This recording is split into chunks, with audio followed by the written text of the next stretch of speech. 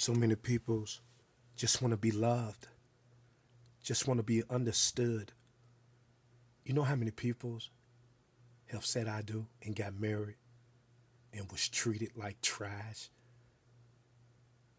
like they was a carpet and the other party wiped their shoes off on, abused them. They never said a word. They sat in the churches or they went to work and never said what was going on in the house. Do you know how many women's been abused? How many men's been abused? Do you really know how many people's is dealing with mental thoughts? How many people's dealing with OCD? How many people's hate they self, hate the way they look, hate their bodies, hate their hair, hate their minds? Because it's torture. What they seen, what they hear, what they feel, how they live. How many people was in broken relationships and broken homes, and relationship with their parents is broken, relationship with their grandparents is broken? How many people is seeking alcohol and drugs like it's a god? How many people's try to drown their sorrow into drinking or into getting high, but when the high and the alcohol disappear, the problem's still there? How many guys say, I wish I never got married? How many women say, I wish I never got married? How many parents say, I wish I never had a kid, or he should have been a girl, or she should have been a man or a boy? Because they wanted to have a girl but got a boy, or they wanted to have a boy and got a girl. How many people was bullied in high school, middle school, elementary, made fun of because of the clothes they wear? They couldn't afford nice clothes. Made fun of because of their hair. Made fun of because how they smell. You know how many people walk around trying to be loved, but they can't be loved because they too busy being condemned. They too busy being knocked. They too busy being judged. They too busy being criticized. They looking for love in all the wrong places. In every place, don't love them back. They've been drugged. Life have had them bad hands. It's like if it wasn't for bad luck, they wouldn't have no luck at all. Have you ever stopped to think about what somebody else going through? Or have you ever thought about what shoes they walking? Why, you are so blessed. What about the person that's less fortunate? What about the person that can't afford their water bill, can't afford their light bill? You know, it's quick for a person to condemn and say, well, they need to get a job. That doesn't work in every city or every nation or every town. There is places to where it's so poor. It's just so poor in that situation to where no matter how hard they try to get right, it seems like they can't. No matter how many jobs they get, it's never enough money. No matter how much groceries they got, it's never enough to feed their kids. I'm just in deep thought, man.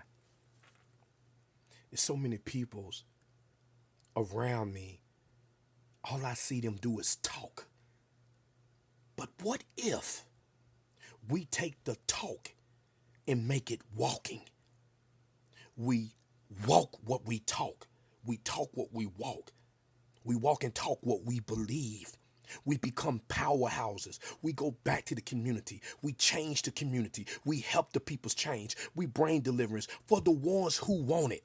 The ones who don't, pray for them. Wipe the shoes off, wipe the dust off your shoes and go to the next city. But so many times we do not have the guidance of the Spirit. So we take our pearls and give it to the swines. Or we try to help those who don't need the help. Or we try to play God and be saving everybody when it ain't even God's will for you to even try to get that person saved. See, what you got to understand is each person is going to either be chose by God or called by God. When you talking to a person God haven't chose or called, that is why they not taking heed to you. But don't mean it ain't gonna get a chance to where they get saved.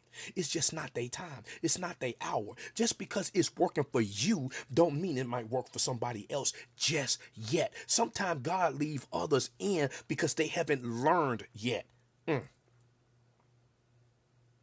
Different storms for different peoples. Different strokes for different folks. But sometimes it take others longer than it take you. But let me tell you one thing I was studying in the Bible. It says it is a abomination to condemn peoples. It is a abomination to justify. So I fell in deep thought like, wow.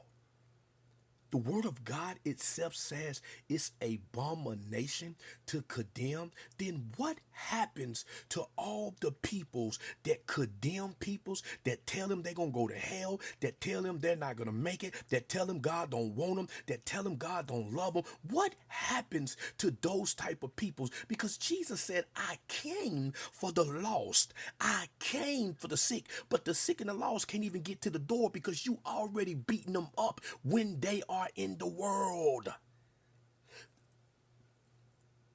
What is the will of God? Love thy neighbor as thyself. Love God with all your heart, with all your spirit, with all your body, with all your mind, with all your soul. If you doing that, it's impossible to hate someone. It's impossible to abuse someone. It's impossible to mistreat somebody. It's impossible because the love of God is what wins multitude of sin. Now, I ain't saying you ain't gonna fall short. I ain't saying you ain't gonna make a mistake. I ain't saying that. But I'm saying when you drink out the cup of love, you no longer want to get drunk on hatred.